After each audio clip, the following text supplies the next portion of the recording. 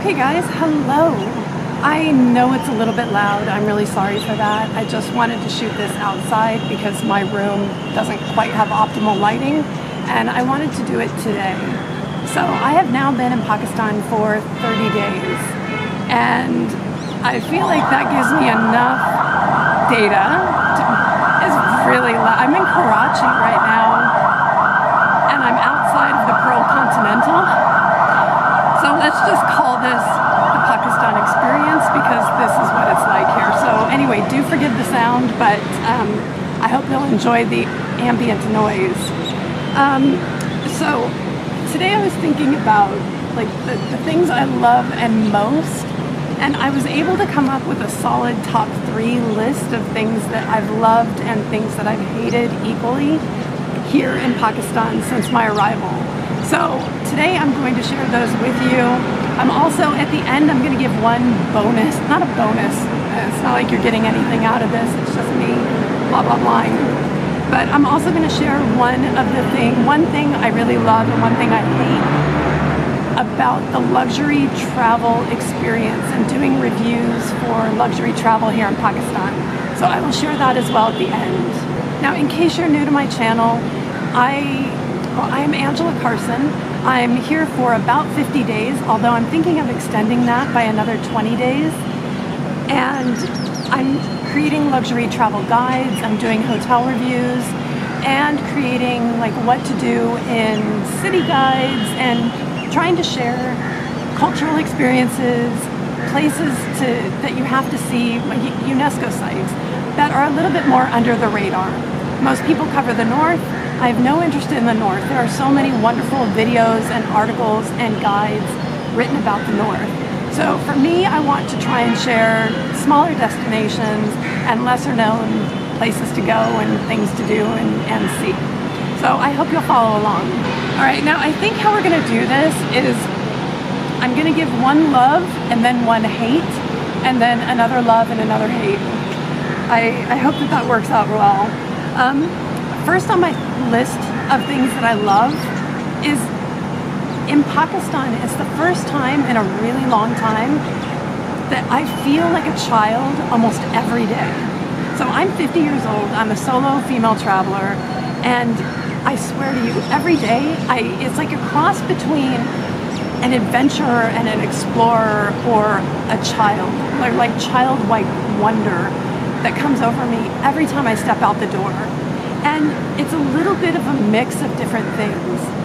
It's the country that I've visited with the most UNESCO sites that I've been able to experience and actually like go and shoot video of that I've ever had in my life. It's truly wonderful.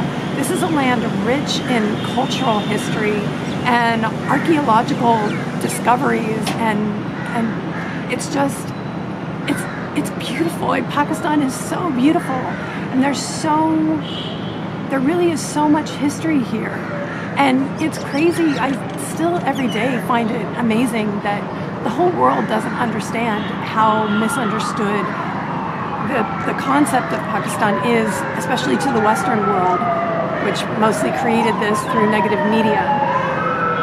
But it's a pity, and I'm just so happy to be experiencing it. The places that you get to walk around some of them are dated, you know, BC, and I'm in the next week I'm visiting like the oldest, not in the next week, in the next 2 weeks, the oldest city in Pakistan, because I'm taking a trip to Balochistan for 15 days. Anyway, I love that there's so much to see and do. So it ranges from beautiful places in nature to visit to amazing historical sites. And along the way, for me, like I get super jazzed about a few things. I love the guys who ride the donkey carts, who stand up and look like badasses. I love just seeing animals all around, because in my normal life I don't see that on a day-to-day basis. So there's a lot to have a wide-eyed wonderment for here in Pakistan, and that is the thing I love the most about visiting so far. All right, the number one thing that I hate is that women are not in public spaces. That women they don't have that, at least in my perception, they don't seem to be equal to men. So I can tell you from experience that women like to do almost all the things men like to do. We like to ride motorbikes, we like to go swimming, we like to hang out with our friends and just lounge about and have chai at a cute cafe and, you know, all of those things. And I get torn at times in how I feel, because I'm a little bit embarrassed that things that I get to do, I only get to do because I'm a foreign female. If I was a Pakistani 50-year-old woman, I would not be able to do a lot of what I am getting up to here in Pakistan. And for me, the only other time I've felt, now I don't feel it here because I can do whatever I want, but the only other time that I felt that sense of independence stripped from me was when I lived in India. But for India, it was different reasons. For me, India is a very unsafe place for women. I haven't felt that feeling here in Pakistan. It's very different. But I remember not feeling like I could do everything I wanted to, but it was still different to hear.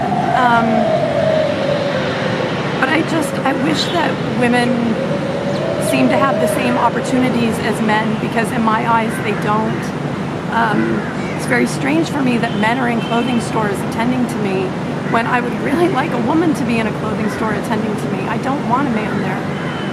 The men should be in the men's stores. I just wish I felt that women could dream, and that whatever they dreamed could become a reality. Although I do think that that's for men as well. I know that men have pressure from the family to stay close to home, to have certain jobs. I do understand that. Oh, hey, my chai has come. Hold on. Okay, chai time. Oh, sorry, we were talking about something really serious. I know that men have pressure on them as well, and I feel like there will come a time here where a generation will stand up and say that their dreams are important as well. And I know that there are rich family values that go back centuries, and I'm not trying to impose how I live on anyone here. I just think that everyone has the right to dream and to live those dreams, and I feel like between men and women, that women don't get that opportunity as much, that they are placed in a box. That box is very well fixed. Even if they don't want to get married and have kids, it's expected that they do that, because trust me, not all women want to be married, and not all women want to have children. But anyway, that's the thing I hate the most, guys. I hope that you won't leave a bunch of negative comments for me because of that. I think women should be able to dream and live their dreams too. Okay, hold on. I'm gonna sugar up, and then I have another love. It's really kind of strange. I'm shaking a little bit. I don't get nervous shooting my own videos, but there are topics here in Pakistan that I feel are very sensitive, and I'm quite sensitive to the fact that I don't want to misrepresent my feelings here, and I don't want, anyway, just know that that was a little difficult for me to figure out how to say that, and I'm not sure I said it right, so do forgive me if I didn't. Okay. All right, my number 2 thing I love most about Pakistan so far is the absolute graciousness of the people here, and how kind they are, and how much love they show to me. And at first, when I had consumed a lot of YouTube videos before coming here, and at first I thought it was kind of like India, where in India they're just really obsessed with, there's quite an obsession with white skin and foreigners and all of that. And I've written articles about it. I've had articles written about me in India because I had quite a popular blog in India when I lived there for 3 years. It's different here. It's not that at all, like not at all. Pakistan, the reason that people are so gracious and the reason that they're so kind and that they put love onto me, a stranger, is because of their nature, your nature if you're Pakistani. It's the kindness of your heart and how much each person looks out for another, cares for another, seems genuinely just kind to your neighbors. And I'm sure that there are bullies, I'm sure that there are mean people. I'm not saying everybody in Pakistan is lovely. That is statistically impossible. But I do think that it's wrong that anyone who tries to say that they're fascinated by white skin, I don't think that's it. I think there's a curiosity about a traveler, but I think it's the love in the hearts. I think it's the predominantly 95% Muslim population here, because that religion is about love and kindness, and I feel that all the time. So I love that, and I love having discovered that something that I believed was a certain way quite isn't at all. It's not a fascination. It's genuine kindness, and that's beautiful. It's really beautiful. Okay, my number two, oh God, my number two hate in Pakistan. Since the moment I put out my first video on Pakistan, which was my 50-day Pakistan travel plan. I put it out maybe 2 weeks or 10 days before I actually came to Pakistan, when I finally fixed my plan. From the very hour that I put that out, all of a sudden I now get constant hourly barrages of DMs, messages, comments from Pakistani men that are inappropriate. There is not a single Pakistani man who would want their wife or their daughter to receive messages from a random man telling me how much he wants to meet me, how much he wants to, oh, that I'm so beautiful, oh, that they love me. I've had disgusting messages, like one man saying that he fantasizes about entering me and then wants to marry me. And that is gross. It's so disgusting. If any Pakistani man is listening, never send a DM or comment to a woman that way. The moment you do that, you go from being a potentially nice person to creepy. Like creepy, gross, creepy. And I'm so sick of getting these messages. From the very start, I started screen capturing the particularly ewy ones, or the ones that were just bad. And I've saved them all with the person's name and their photo. So eventually I'm going to end up doing a video where I pop on the screen all of these messages. So hopefully some of these guys will get called out and their moms or sisters or someone or wives will realize who it was, and someone will get in trouble for this, because it's not fun to be putting me through that. I don't appreciate it. I've even had dick pics sent to me by Pakistani guys. Just stop. Please stop. Please stop. Okay, wait, cup of chai, maybe cool down, let's see.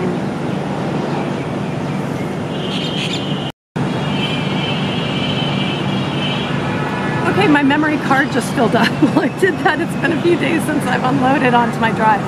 All right, the number 3 thing that I love about Pakistan is the chai. And it's not just the chai. I mean, it's partly just the chai, but I can tell you that it's the way that chai is made especially in the small, individual or family-owned, stalls. I find it so fascinating, and I've shot a few Instagram story videos of just chai being made, or I was at a mosque and they invited me into the kitchen and they were making chai. He was sat on the floor on a pillow. Sorry. He was sat on the floor on a pillow just, I find all of that wonderful. And I think it's those moments, because it's also people who I get to interact with as they're making it, and you know, I'm sure I'm making them a little uncomfortable with the camera in their face and all of that, but it's such a labor of love. And I find that whole experience of chai and being invited to chai by people who, you know, just want to spend a few minutes and let me experience the warmth of their hospitality. Because I've also had chai, like I was at 6 a.m. at a UNESCO site doing a sunrise time lapse. It was like 10 degrees, I was freezing, and someone came, you know, brought chai, and just, I've had a few of those moments as well. So there's something special around the whole idea of chai that I really, really love. And I really love shooting video of chai being made in, or chai being served in random places that are outside of, you know, 5-star hotels. So for me, chai and everything around it is something that I love, and I'm going to miss so much when I leave. I'm really going to miss that so much. Okay. Oh, the number 3 thing I hate. All right, now this doesn't apply. Hold on, let me just check. Okay, battery's good. Everything's good. Okay. So the number 3 thing that I hate is, it has been the police escorts that I was required to have in Punjab. And it only happened in Multan and Bawapur. When I went to Sucker, okay, let me just start at the beginning. So for me, I don't believe that the law that's in place, or the, I don't know, maybe it's not a law, maybe it's just a protocol that's been in place for a while. I think that it's an old protocol that's been set up that was for something that happened once, like 5 years ago, with two Chinese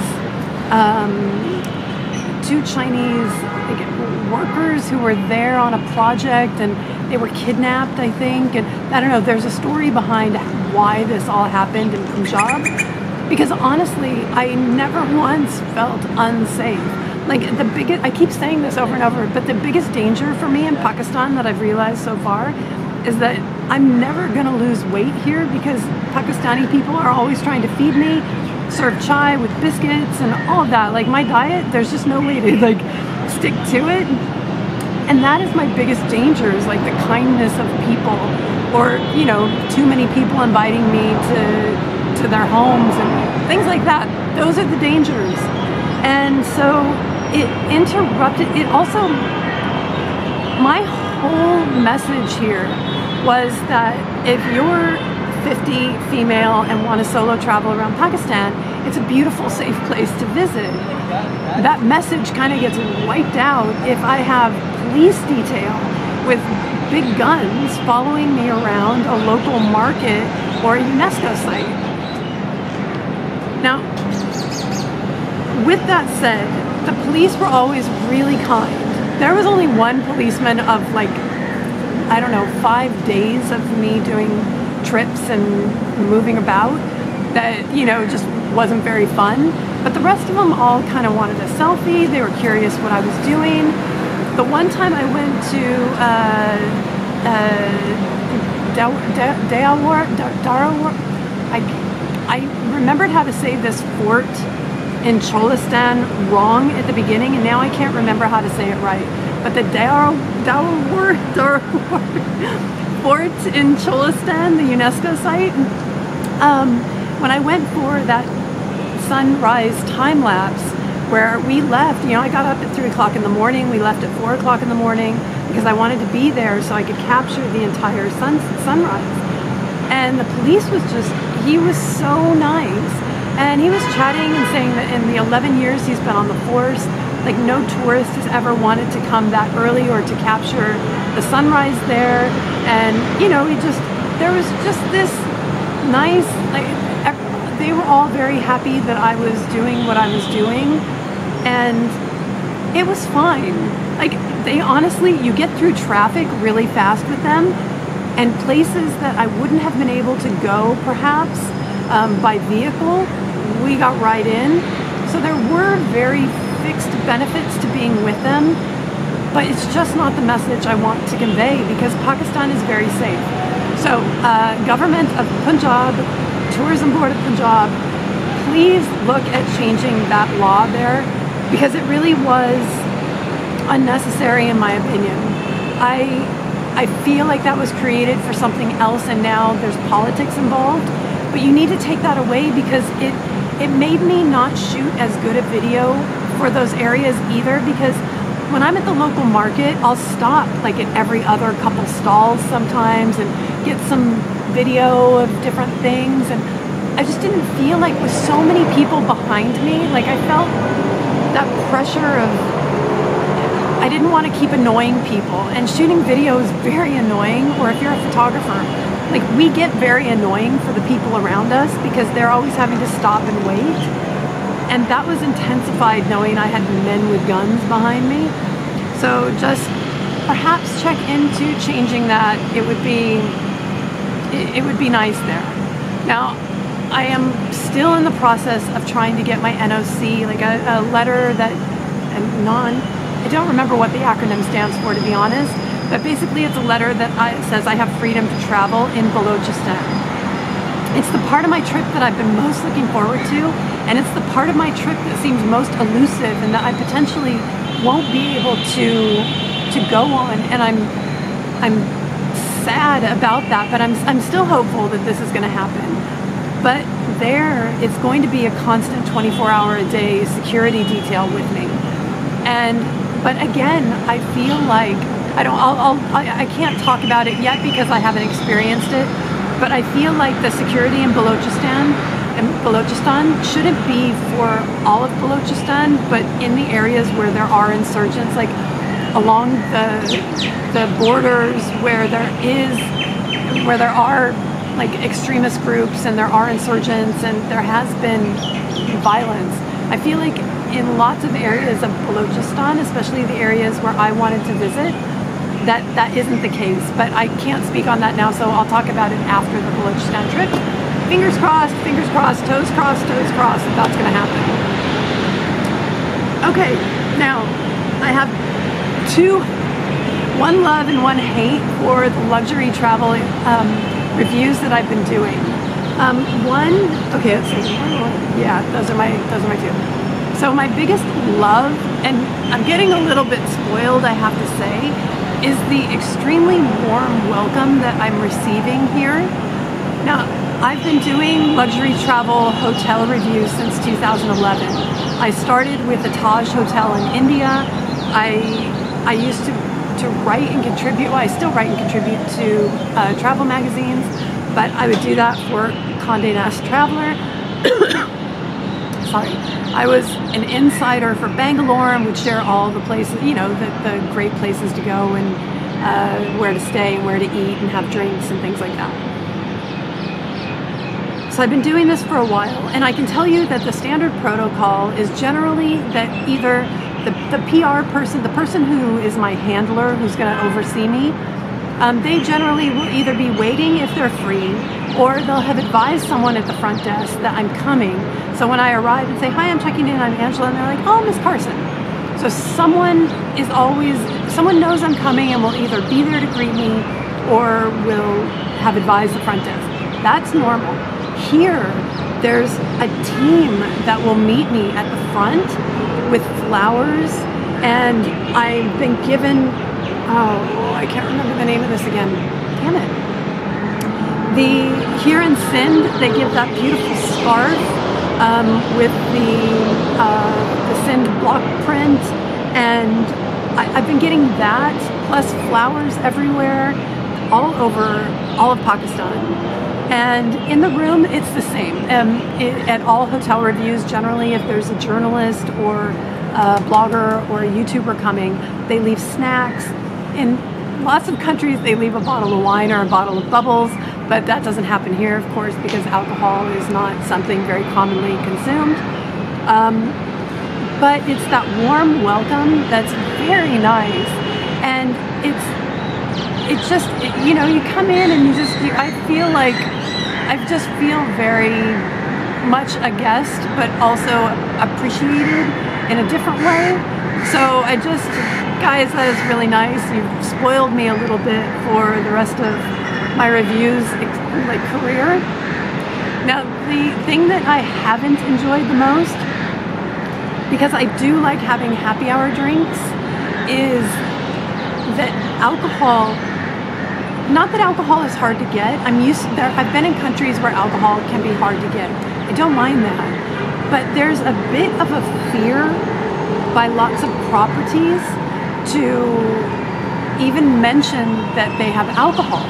And in all of my videos, I've been giving an alcohol update because my target demographic are foreigners coming in who want to visit Pakistan. And they're luxury travel enthusiasts who are from different countries around the world. That is my target demographic for all of the content that I'm creating, well, most of the content that I'm creating right now. Try and showcase Pakistan in a different way to new people. And lots of us in the Western world, especially like people who come from Spain, Italy, Australia, like Chile, California, you know, the US, places where it's wine producing countries, we love wine. It's not something terrible, right? And here there's just such a frowned upon view of alcohol. Like it's only viewed in the most negative sense, which alcohol to me is like my morning coffee, or I don't know, I'm trying to think of another example, obviously off the fly, not doing well. But the morning coffee, like lots of people like can't function until they've had that jolt of caffeine. Well, that's an addictive substance that has an effect on you. It's a little bit the same like alcohol, but I feel like in Pakistan people have this view like alcohol is just this bad negative thing, where it's just not that way in the rest of the world. And so coming here and having like hotels just be so fearful of retribution or, you know, being attacked by groups because they're a 5-star hotel that does cater to an international client, you know, or two international clients and they don't want, I don't know, I don't like that. I feel like there's only been alcohol discussed within Pakistan in the most negative senses, and it's really just a nice thing like coffee in the morning, at least for me, for most people. So that's the thing I don't like the most. I've still been able to have a happy hour in the afternoon, not in the afternoon, like 5:30, and which is where I'm going after this. But in all but 2 places, it's been in my room because there aren't bars except in 2 spots that I've experienced so far. And I wish that there wasn't so much negativity. Sorry, I think that rambled a bit. I may have to edit that. That is the end of my list. I'm really having just the best time. I'm in Karachi for another like 8 days. Hopefully not more. I'm still hoping the NOC for Balochistan comes. Like today's Sunday. I'm hoping by a week from Monday. And then I can take off and go do that 15 days in Balochistan. Got amazing places to visit. Places that no Western female has ever, well, or no Western female has ever shot a video before. At least I can say that. I don't know about visiting, yes or no. And I'm doing something like, I geek out on trains. I really like trains. I really like trains, metro, bus, like, all right, and I really do geek out on trains. I like trains. And my favorite part of the trip is going to be where I travel between Quetta and Sibi through the Bolton Pass, which has like 20 tunnels that the British put in when they were here. And it's supposed to just be this amazing desert experience going through these mountains, through these tunnels. So there's so much to look forward to still. And I guess if you're watching this now, I'm only up to Lahore in my videos that I'm getting out. I think I have 3 more Lahore videos, 4 more Lahore. And then it's Multan, Bawapur, Sucker, Larkana, and then Karachi. So putting videos out in chronological order except the ones like these. So I hope you will continue to follow along. Guys, I am gonna finish my chai. The sun's gone down now. Hold on, look. Let's see. Yep. No more sun. So I will bid you adieu, and I will see you in the next video. Thanks so much for watching. Please don't be terrible to me over any of the comments I made about men or women. Yeah, stay positive, guys. Bye.